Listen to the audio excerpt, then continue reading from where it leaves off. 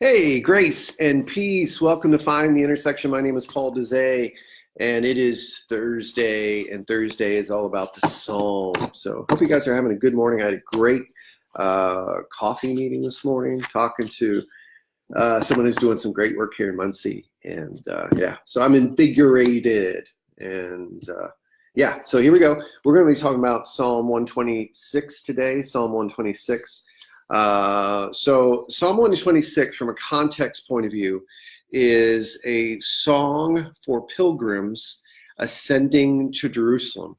There is a section of Psalms that the pilgrims, when they would be going to Passover and going to the festivals, feasts in Jerusalem, they would sing these hymns over and over and over again. And this was one of them. There's a great book by Eugene Peterson called Long Obedience in the Same Direction, one of the best books I've read ever. And he deals with these Psalms and how they tell a story of a journey. So anyway, if you're looking for a great book about the Psalms, check out Long Obedience in the Same Direction by Eugene, the late, great Eugene Peterson. All right, so Psalm 126 is a song that pilgrims would sing ascending to Jerusalem. There's a few things that jumped out to me as I read this passage. Number one is that they are on their, it talks about being brought back to Jerusalem from exile and how awesome that is. So keep in mind, when the Jews lost everything, when Jerusalem was sacked and the temple was destroyed, they lost everything. So when they got to go back home, when they returned from exile, that was one of the biggest moments in their story as a group of people.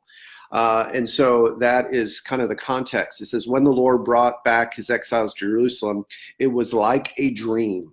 So for us, if we imagined if we lost our home or we lost a significant part of our story and then we got to go back. So going back home is a theme in here, going back home. It's kind of a comparison like when when the Israelites were rescued from Egypt. All right, so the first thing is returning home or going back from exile.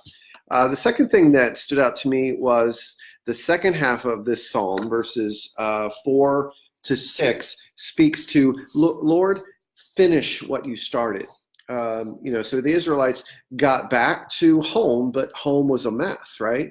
They had to rebuild the temple and they had to rebuild the walls, and that's the Nehemiah Ezra story, and finish it, reverse our fortunes, continue what you started, bring us to a new day, a day of full restoration. And so that's their desire, for God to finish what he started when he set them back home.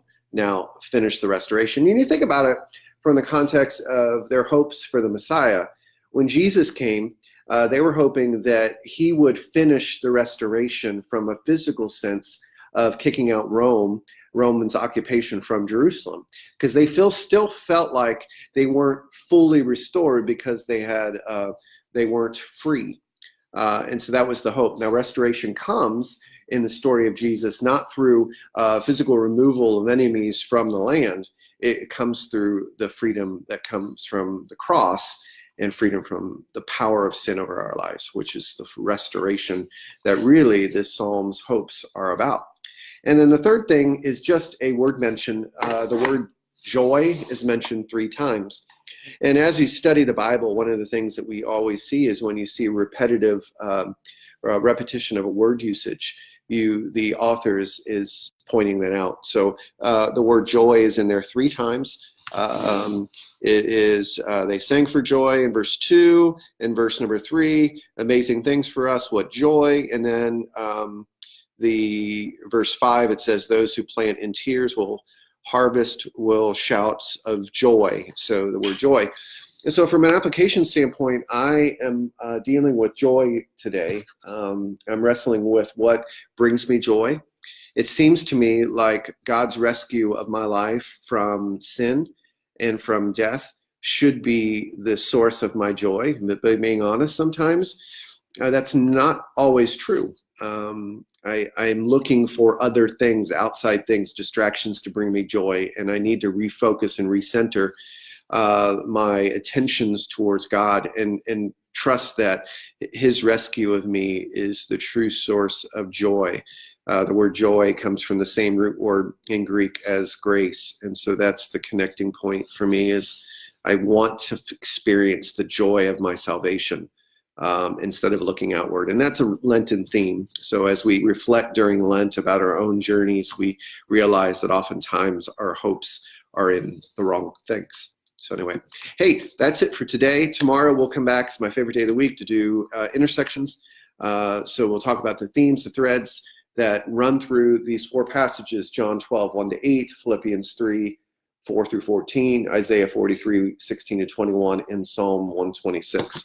So hopefully you start seeing some things come to light as you read these passages, and we'll share them tomorrow. Now here's the key thing I want you to remember. What I see is not the same thing as what you see, and that's good.